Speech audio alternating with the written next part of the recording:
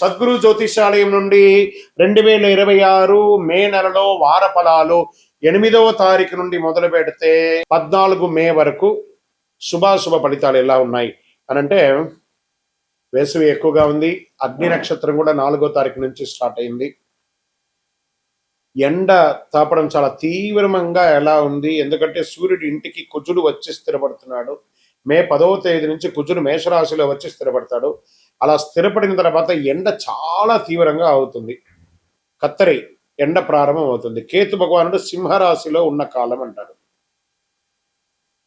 ఈ గ్రహ సంయోగం 12 స్థానంలో ఉంది. ఈ సమయంలో చంద్రుడు అనురాధ నక్షత్రంలో తన ప్రయాణాన్ని ప్రారంభించి ధనిష్ట నక్షత్రంలో ముగుస్తాడు.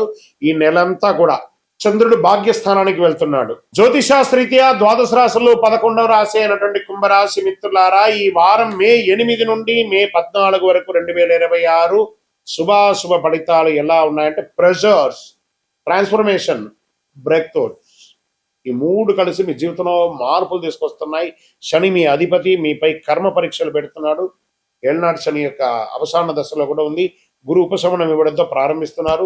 రాహు మీకు అన్ఎక్స్పెక్టెడ్ చేంజెస్ ని ఇస్తున్నాడు. అన్ని అవకాశాలు వస్తున్నాయి. ఈ యొక్క దీంట్లో మీకు భగవంతుడి దయతో మీకు వ్యాపార ఉద్యోగంలో మంచి అవకాశాలు, ఉద్యోగంలో మంచి నూతన ఉద్యోగాలు, ప్రయత్నాలు బాగుంటాయి. ప్రెజర్స్ తగ్గుతుంది. సడన్ చేంజెస్ లేదా ట్రాన్స్ఫర్స్ వచ్చే అవకాశాలు ఉద్యోగస్తులు ఉన్నాయి.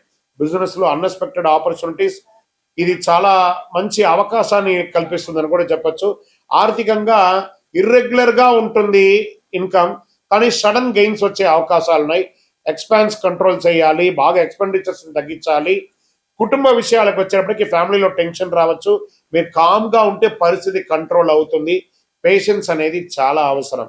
రాజకీయ పరంగా మీ ఇన్ఫ్లుయెన్స్ ఫ్లక్చువేట్ అవుతూ ఉంటుంది, కానీ లాంగ్ టర్మ్ లో గెయిన్ ఉంటుంది. జాగ్రత్తగా ఉండండి. వ్యవసాయదారులకి మిక్స్డ్ రిజల్ట్ అని చెప్పొచ్చు. కొత్త పద్ధతులు ప్రయత్నించండి.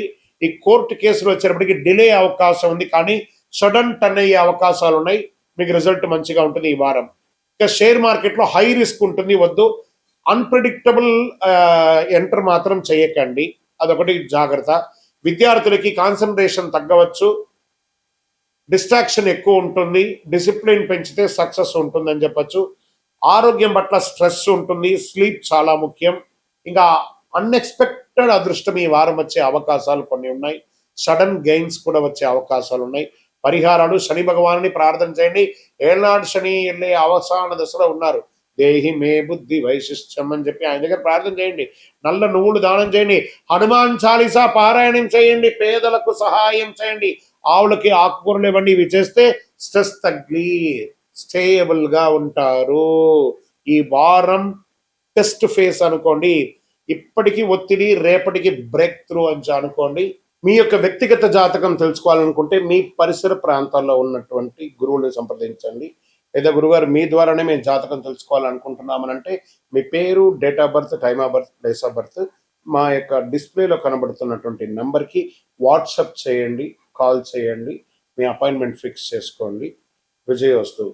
జ్యోతిష్ శాస్త్రం అనేది పడుతున్న వర్షానికి ఒక గొడుగు మాత్రమే, కానీ జ్యోతిష్యం జీవితం కాదు. మీరు మిమ్మల్ని నమ్మండి, మీ యొక్క ఇష్టదేవాన్ని, కులదేవాన్ని నమ్మండి. విజయోస్తు. చంద్రమౌళి వెంకటేష్ శర్మ. రానున్న జూన్ 2వ తారీఖున గురు పెయర్చి అంటారు, అంటే గురు అతిసారం. గురు ఎప్పుడైతే స్థానం మారుతాడో వాళ్ళ జీవితాలే మారుతాయి అంటారు. అలాంటి అద్భుతమైనటువంటి ఒక మహా అద్భుతం 2026 జూన్ 2వ తారీఖున గురువు మిథున రాశి నుంచి కర్కాటక రాశికి రాబోతున్నారు. ఈ రోజుని పండుగలాగా జరుపుకోవాల్సినటువంటి ఒక సమయం. అందరూ ప్రజలంతా కూడా సుఖ సంతోషాలతో ఫలితాలు కలిగే ఒక అద్భుతమైనటువంటి నిజం అన్నమాట ఈ యొక్క అతిసారం. కారణం ఏమంటే, ఈ సంవత్సరం గురువే కర్కాటక రాశిని శాసించేవారుగాను ఉచ్చ స్థితిని పొందుతున్నారు కర్కాటక రాశిలో. సరే, ఉచ్చ స్థితి పొందినటువంటి గురువు ఏం చేస్తాడు? సాధారణంగానే గురువు వచ్చాడంటే, గురుబలం వచ్చిందంటే మంచి జరుగుతుందని ఒక పేరుంది. ఇక ప్రత్యేకించి ఉచ్చ స్థితి పొందినటువంటి గురువు ఏం చేస్తాడు? అందులో గురు భగవానికి చాలా ఇష్టమైనటువంటి ఇల్లు కర్కాటక రాశి. అందుకే గురు చంద్రయోగం, చంద్రుని యొక్క ఇల్లు గురు చంద్రయోగం ఏర్పడబోతుంది. ఈ సంవత్సరంలో ఎన్నో యోగాలు రావడానికి సిద్ధంగా ఉన్నాయి. Get ready. ప్రతి రాశిలోనూ గురు భగవానుడు ఆయన చక్రం తిప్పబోతున్నాడు. Get ready. రాశి ప్రకారం ఎవరు పాప ఫలితాల నుంచి బయటపడబోతున్నారు, ఎవరు యోగాన్ని పొందబోతున్నారంటే, వివాహం కాని వారికి వివాహం, పిల్లలు లేని వారికి పిల్లలు. గురు పేర్చండి మన ఇంట్లో జరిగే ఒక పెద్ద శుభకార్యం లాంటిది అనమాట. 12 రాసుల వారంతా ఈ గురు పేర్చలో ఎప్పుడు వస్తుందా అని ఎదురు చూస్తూ ఉన్నటువంటి సమయం. గురు పేర్చి అనేది గురు అతిసారం స్థానం మారే యొక్క అద్భుతమైనటువంటిది. 12 రాసుల వారంతా కూడా ఈ జ్యోతిష్ శాస్త్రంలో గురుబలం ఎప్పుడు వస్తుందయ్యా, మా అమ్మాయికి పెళ్లి చేయాలి, గురుబలం ఎప్పుడు వస్తుందండి, మా కుటుంబంలో సంతాన యోగం కావాలి, గురుబలం ఎప్పుడు వస్తుందండి, వ్యాపార ఉద్యోగం బాగుండాలి అని అడుగుతూ ఉంటారు ప్రతి ఒక్కళ్ళు కూడా. జ్యోతిష్ శాస్త్రంలో వచ్చేసింది ఆ సమయం. అదే ప్రశ్న అందరికి ఎప్పుడు వస్తుంది. గురు కటాక్షం ఉంటేనే పెళ్లి, సంతానం, ఇంట్లో జరిగే అన్ని శుభ కార్యక్రమాలు జరుగుతాయి. గురు భగవానుడు ఏం చేస్తారంటే ప్రతి సంవత్సరం ఒక రాశిలో ఒక సంవత్సరాన్ని గడుపుతాడు. 1 సంవత్సర కాలం గడుపుతాడు ఒక్కొక్క రాశిలోనూ. గురు భగవానుడు ఈ సంవత్సరం మిథున రాశి నుండి కర్కాటక రాశికి జూన్ 2వ తారీఖున వచ్చి 1 సంవత్సర కాలం అక్కడే ఉండి ఉచ్చ స్థితిని పొందుతాడు. ఎప్పుడు 3 దివ్య దృష్టిలు ఉంటాయి. ఎప్పుడు కూడా గురువుకి 3 దివ్య దృష్టిలు ఉంటాయి. గురు విషయానికి వస్తే ప్రత్యేకంగా చెప్పాలంటే మకర యాళి, కర్కాటక యాళి అని అంటారు. ఈ మకర యాళి అంటే వేదాలను దాచిపెట్టినటువంటి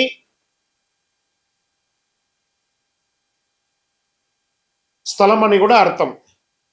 హిరణ్యాక్షుడు అనే రాక్షసుడు ఏం చేశారంటే వేదాలను తీసుకెళ్లి భూమిని కూడా తీసుకెళ్లి భూమాతను దాచిపెట్టేశాడు. పురాణంలో చెప్పబడుతుంది మకరయాళిలో. ఆ వేదాలను దాచిన స్థలాన్ని మకరయాళి అని, వేదాలను వెలుగులోకి తీసుకొచ్చినటువంటి దాన్ని కర్కాటక యాళి అని అంటారు. అదే కర్కాటక రాశి. అందులోనే గురు భగవానుడు ఇప్పుడు రాబోతున్నాడు. అంటే ఏదైతే నష్టం ఉందో దాన్ని బయటికి తీసుకొచ్చేది ఎవరైనా ఉన్నారంటే అది కర్కాటక రాశి. ఆ కర్కాటక రాశిలోని గురు భగవానుడు రాబోతున్నాడు. అలాంటి కర్కాటక రాశి గురువు ఉచ్చస్థితి పొందినప్పుడు ఏమవుతుందంటే, జ్యోతిశాస్త్రంలో ఉచ్చస్థితి పొందడం కూడా ఇదే మొదటిసారి కర్కాటకంలో. అది చంద్రుని ఇల్లు. దాన్ని గురుచంద్రయోగం కూడా అంటారు. దీంట్లో 5వ దృష్టి వృశ్చిక రాశిని చూస్తున్నాడు. ఇక్కడ చెప్తున్నాడు మళ్ళీ, నా హృదయంలో ఎడమ వైపు ఉన్నటువంటి వృశ్చిక రాశి మిత్రులారా, దిస్ ఈస్ ఫార్ యూ. 5లో గురువు వచ్చాడంటే ఇంకా యోగమే. యోగం అంటే యోగమే. ఇదేంది గురుగారు మీరు ఏమో వృశ్చిక రాశికి చాలా బాగుంది అంటారు, మరి మాకేం కనబడట్లేదు.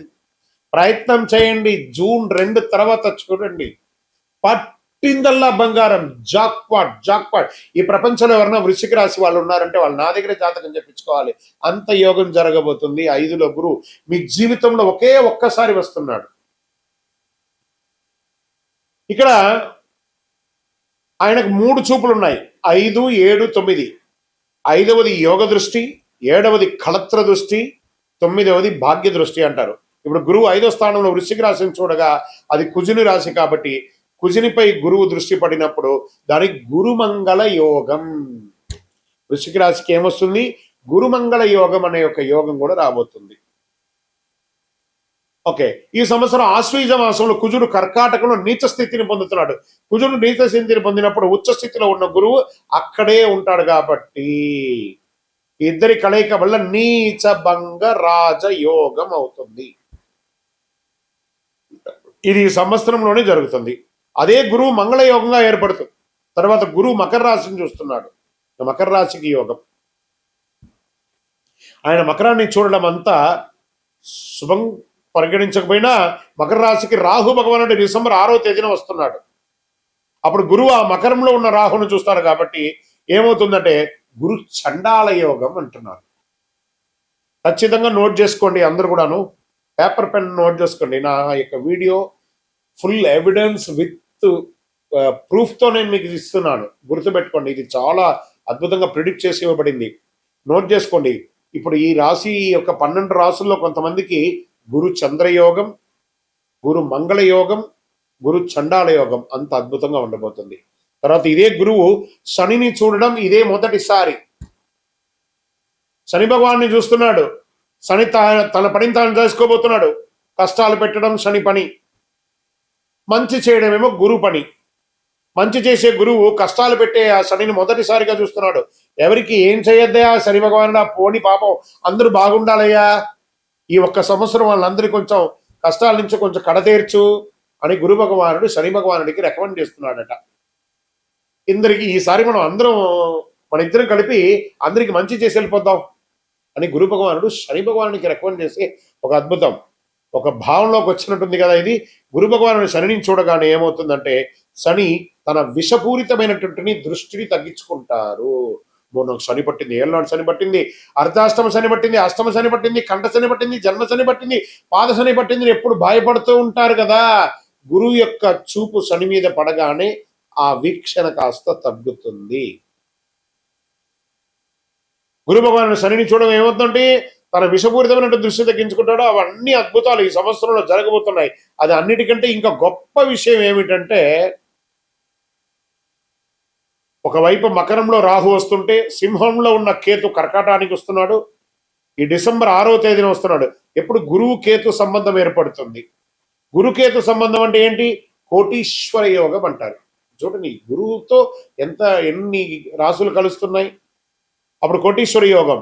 మళ్ళీ రాసుకోండి, గురుచండాల యోగం, గురుమంగళ యోగం, గురుచంద్ర యోగం, అలాగే కుజుడి వల్ల నీచభంగ రాజయోగం. ఇవన్నీ మీకు ఇవ్వగలిగింది ఒక్క గురువు వల్ల మాత్రమే అవుతుంది. ఇది సాధారణ గురువు కాదండి ఇప్పుడు వచ్చేది. ఉచ్చస్థితి పొందిన గురువు. ఆలోచించండి ఎంతమందికి ఏమేమి జరగబోతుందో. ఇవన్నిటికంటే ఇంకా గొప్ప విషయం ఏంటంటే ఈ సంవత్సరం పేరు శ్రీ పరాభవనామ సంవత్సరం. దానికి రాజు మళ్ళీ గురువు. గురువే రాజుగా ఉన్నాడు.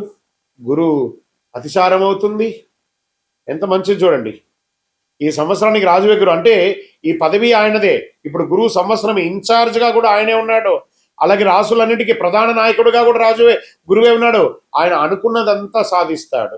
ఏం సాధిస్తాడంటే అదే నేను మొదలే చెప్పాను కదా మీకు, ఎవరికైతే గురుబలం లేకపోతే వారికి గురుబలాన్ని ఇస్తాడు.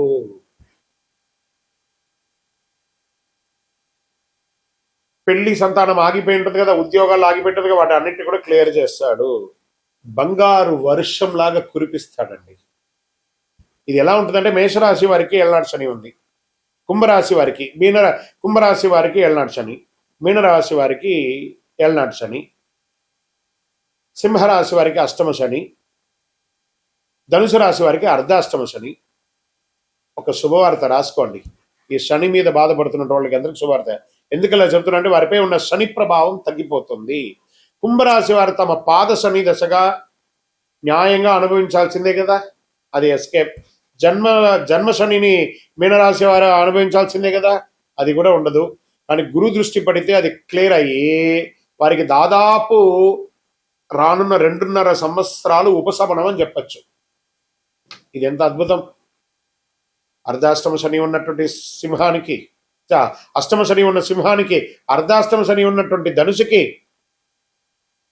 మేష ఇక్కడ లాభపడే వాళ్ళు, ఇబ్బందిగా ఉన్న వాళ్ళు కూడా లాభపడే రాశులు ఏమన్నంటే మేషరాశి, సింహరాశి, తర్వాత ధనుసు రాశి, దాని తర్వాత మకర రాశి, కుంభరాశి, మీనరాశి. వీళ్ళందరూ కూడా శనితో కొంచెం ఇబ్బంది ఉన్నారు కదా, అన్ని కూడా క్లియర్ అయిపోతుంది.